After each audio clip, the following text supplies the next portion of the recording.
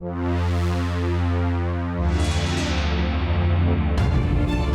traveled all across the globe to places beyond my wildest imagination. But there is something very special about being home. India, where I grew up, is enchanting, untamed,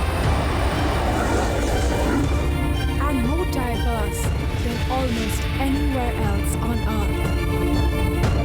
I am Malaika Vaz, a wildlife explorer.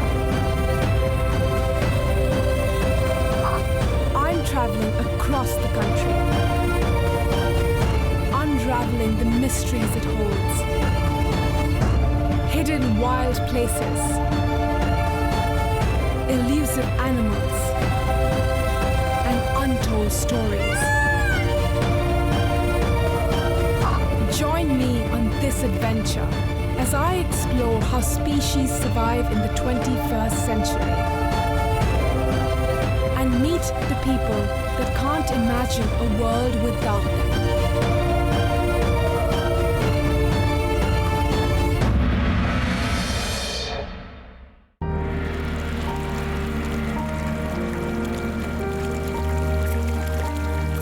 Kolkata is a celebration of human existence, cradled by the enormous Hooghly River.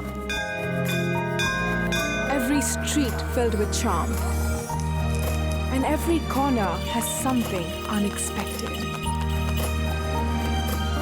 The setting for countless tales, I'm drawn to Kolkata for the nostalgia it evokes. But this time, I'm here looking for a bizarre cat. It's wild, and it loves what cats are known to hate: water. It once lived in the heart of the city, but now moves in the shadows on the outskirts. And that's where I'm headed.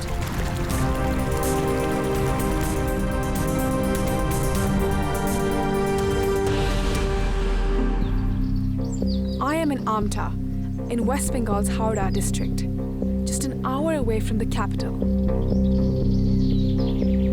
It's almost 44 degrees and very humid, but still lush green. It's the best time and place to look for the mysterious creature that I've set out to find. This is a wetland of marshes on the west bank of the Hooghly, dominated by tall reeds and home of the fishing cat. This terrain is extremely difficult to navigate, and looking for a fishing cat here is going to be tough. I need all the help that I can get, so I'm teaming up with Tiasa, an ecologist who spent the last decade studying these animals.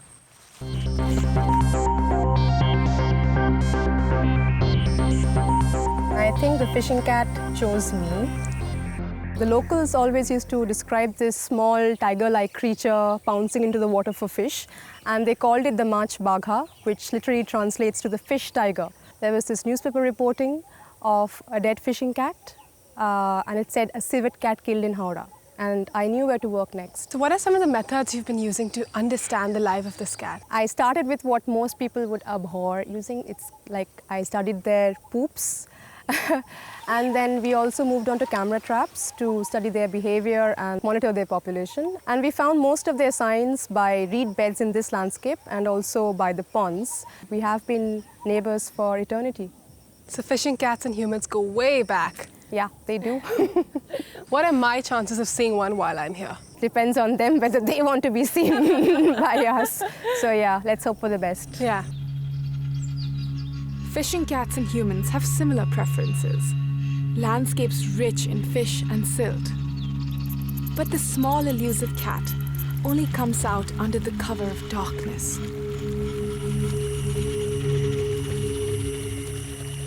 It's a fishing cat, Pugmark. This is amazing. It's so tiny. And I mean, you can't tell from here, but fishing cats have webbed feet, a special adaptation that allows them to swim much like ducks. And it's interesting, I'm in the heart of human habitation.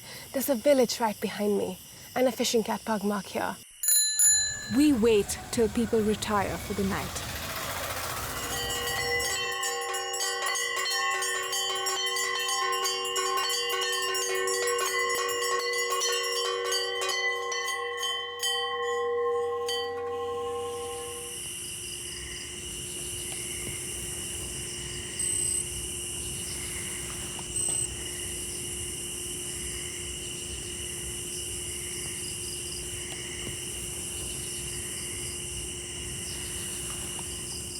Nothing as of now.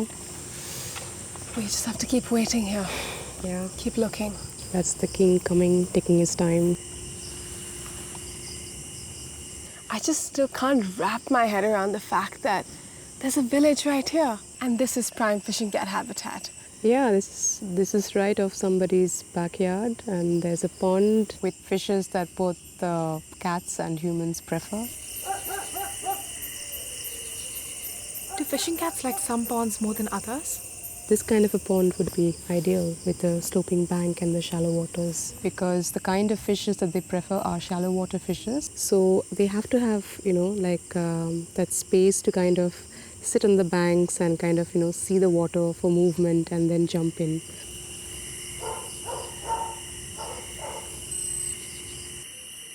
Shoal.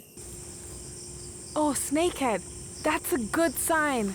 That is the type of fish that the fishing cat would take. It's hot and the oxygen in the pond is low, forcing the fish up to breathe. It's the perfect setting for a hunt. And I'm armed with a special night camera and infrared lights that will enable us to see in the dark. But the cat has decided to find dinner elsewhere tonight.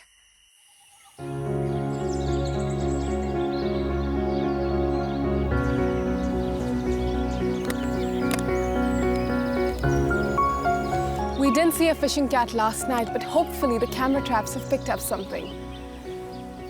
Last night was buzzing with activity. A monitor lizard, civet, and even a family of jackals. But no fishing cat. Generally, their activity peaks around 12 to 4. They avoid humans otherwise. We'll just keep them around for one more night and see what happens. Let's do that. Yeah.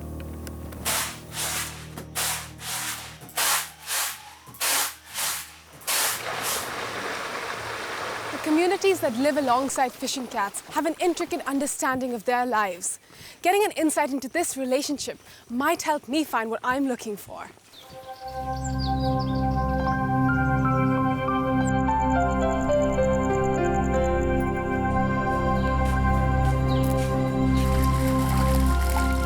আপনি যখন বাগরোল দেখেছেন তখন কি করছিল? বাগরোল তখন রাস্তা দিয়ে যাচ্ছিল, এবার ওদের চোখ খুব জ্বলে। তখন যখন রাস্তা মাথায় আমি দেখতে পেলাম, আমাকে খুব ভয় লেগেছে। দুদিকে দু মুখ করে, নিচের দিকে মুখ করে বসে আছে। চোখ জ্বলছে, আমরা দেখছি চোখটা জ্বলছে আমাদের কাছে পুকুরে। মানুষকে দেখলে কামড়াবার জন্যে হা হা করে। পুকুর পাড়ে চুপচাপ বসে একটা মাছের অপেক্ষায় ছিল। তখন মাছটা একটা মাছ ভেসে ভেসে আসছিল দেখে মাছটার দিকে লোকের স্থির হয়ে লক্ষ্য করে মাছটাকে ঝাঁপিয়ে ধরে মাছটা মুখে নিয়ে চলে গেল। বাগরোলে মাছ তুলে নিয়ে যায় ড্যাঙাতে, বনেতে, জঙ্গলেতে খাচ্ছে।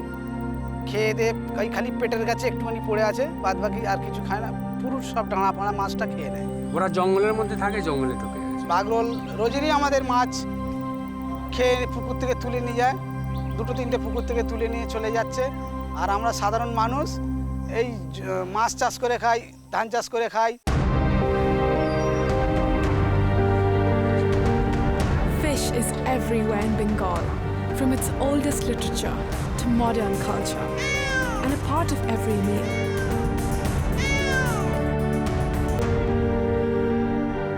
একটি গুরুত্বপূর্ণ ঘোষণা। 27 fishing cats were killed.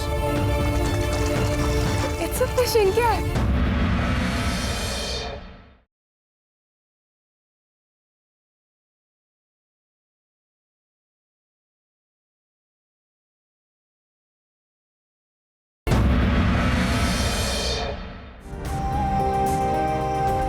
Small communities form the backbone of the supply chain of fish in West Bengal.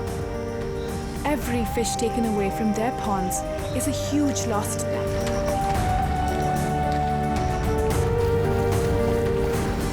It's thus not surprising that villagers guard their ponds ferociously.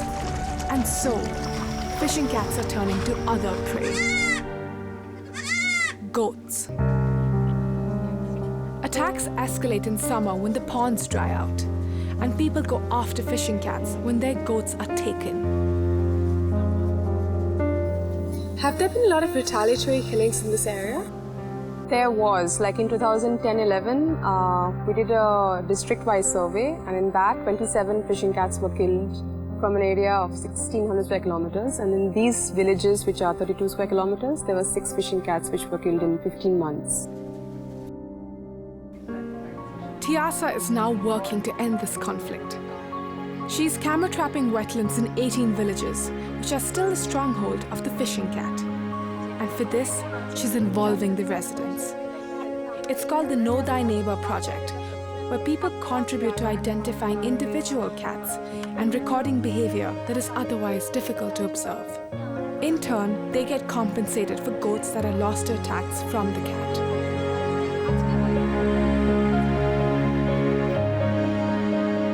So despite them having lost a goat to the fishing cat, they actually helped rescue a cub and they gave it to the forest department. So that's the change of perception that has happened. This bond with the cat has now created a new team of defenders, the fishing cat protectors. আমরা দুটো বাকরোল দেখেছিলাম, দুটো মেয়ে বাকরোল ছিল এবং তাদের নাম দিই আমরা রুমকি আর চুমকি। খড়িবন যখন কাটা হয়ে গেল, আমরা অনেক দিনই বাকরোল দেখতে পাচ্ছিলাম না। 1-1.5 মাস পর যখন বাকরোল দেখতে পাই তখন খুবই মন ভালো হয়ে যায়, যখন দেখতে পাচ্ছিলাম না খুবই মন খারাপ হয়ে গেল। People know that it's their state animal, which they never knew before. And the other is they know the legal implications of killing a fishing cat, which is a Schedule 1 animal. So the protection status is equal to the tigers. You know what they do after it's on? They just say,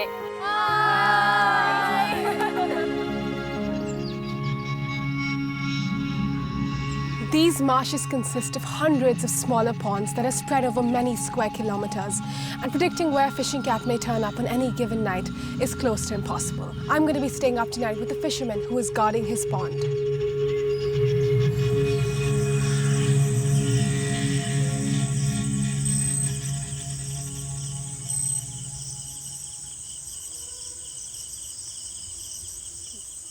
ওই দিকটা camera ঘোরান তো দেখুন তো ওইদিকে মনে হচ্ছে কিছু আছে।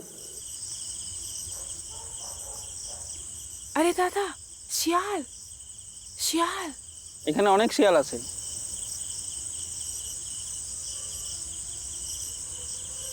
চলে গেল। দাদা, বাগরোলের জন্য আপনার কিরকম ক্ষতি হয়? বাগরোলের জন্য ক্ষতি বলতে, যেহেতু আমরা ছোট মাছ চাষি, বড় মাছ চাষিগুলো ইন্স্যুরেন্স পায়, আমরা তো সেটা পাই না। আর তো বাগরোলগুলো আসে, এসে দেখি আমাদের কাতলা মাছগুলো খেয়ে নিচ্ছে, গরমকালে আরও বেশি আসে। হ্যাঁ, তার ফলে দেখা যায় হয়তো মাসের মধ্যে 20 থেকে 40টা মাছ আমাদের খেয়ে নিচ্ছে কাতলা মাছগুলো। তার মধ্যে আমাদের মানে দেখা গেল মাসের মধ্যে হয়তো 5 থেকে 8 হাজার টাকা লস হয়ে যাচ্ছে। এইটাই আমাদের ক্ষতি আর কি। দেখি আজ রাতে তিনি আসে কিনা।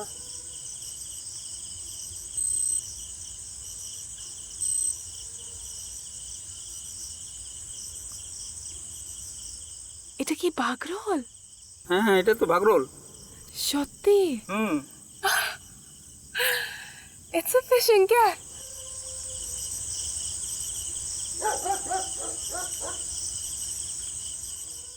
This is so thrilling for me. But for Anil, this cat is a competitor. I hope one day he and the fishing cats are able to coexist peacefully.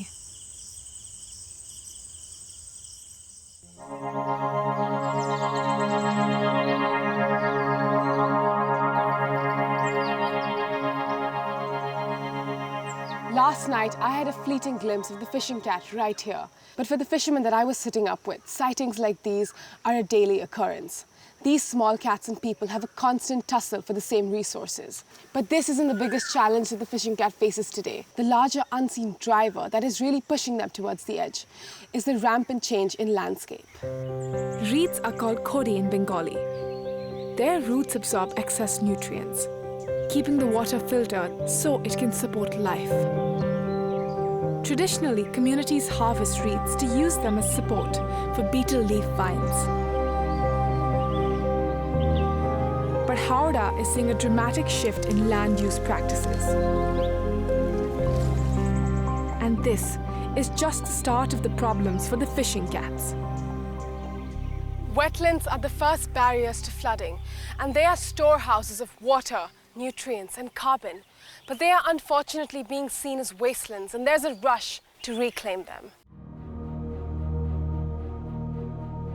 Wetlands are drained and reeds cut along riverbeds to make way for brick kilns and factories that feed growth. They generate mass local employment and are extremely lucrative. But when wetlands are destroyed without enough planning and on massive scales, they spell doom for almost all wildlife in these areas. This is happening across Asia where fishing cats are found. Wetlands have decreased by about 90% and what is remaining is vanishing rapidly.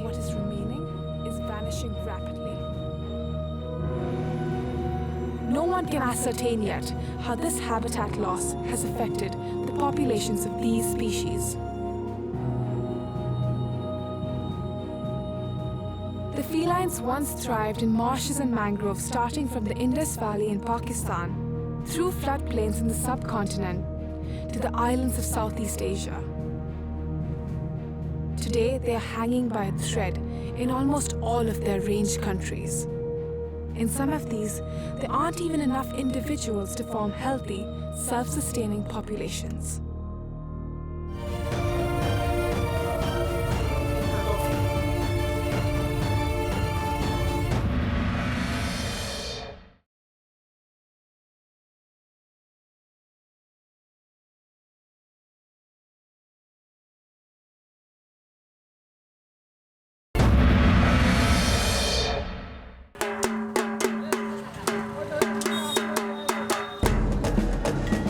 Back in Howrah, it's Falharini Kali Puja.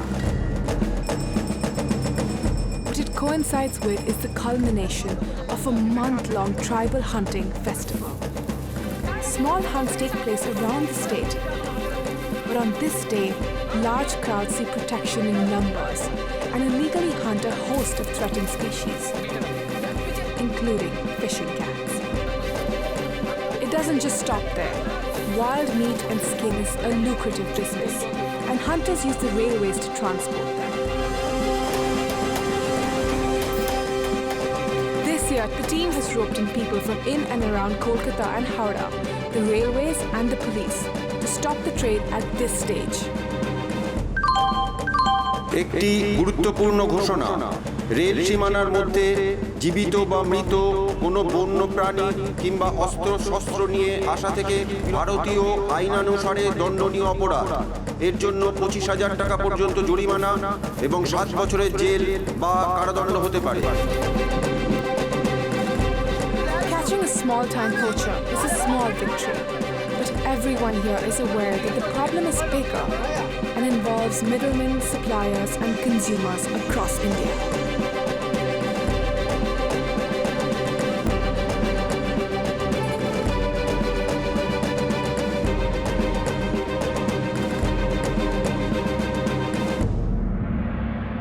It's my last night here.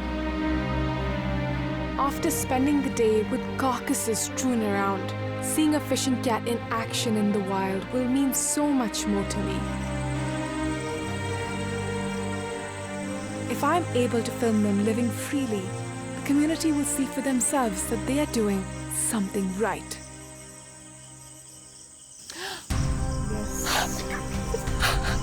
Oh my gosh, it's right there.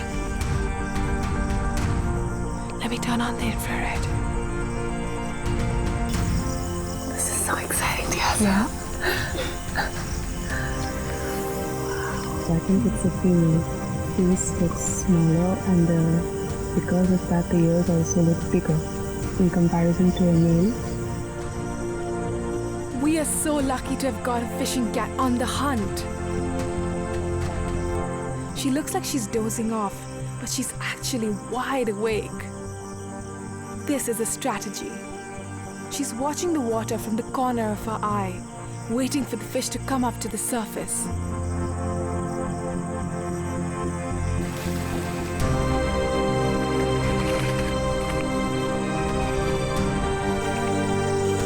Oh no, she can get it. We'll have to do it again. Despite that splash, she's absolutely dry.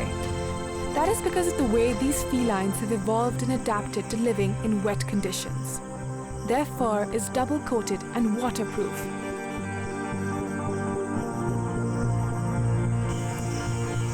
So it's checking out the water hyacinth because generally the fish is somewhere like underneath it. Do you see that moving its head like that? It's just detecting the noise in the water, the fish noise from the water. And it's just moving accordingly to note where it is.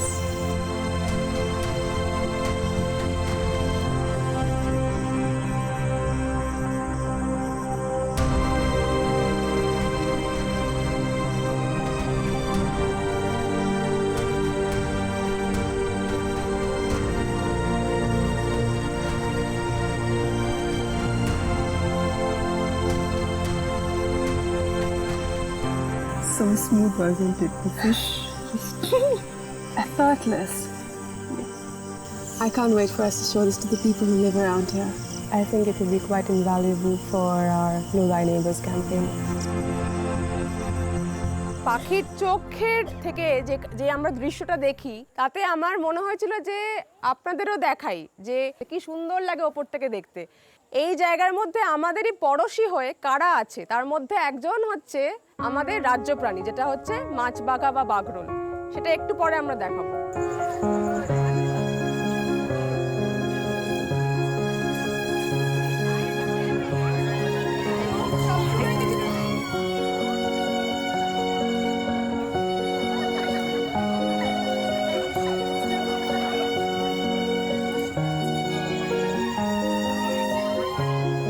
What grassroots conservationists like Tiasa are doing here is so important, inspiring this community to be the first stakeholders of this habitat and the biggest advocates for its protection. If we are able to ignite this sense of ownership, we have a chance at protecting these wetlands that are home to both man and fishing cat.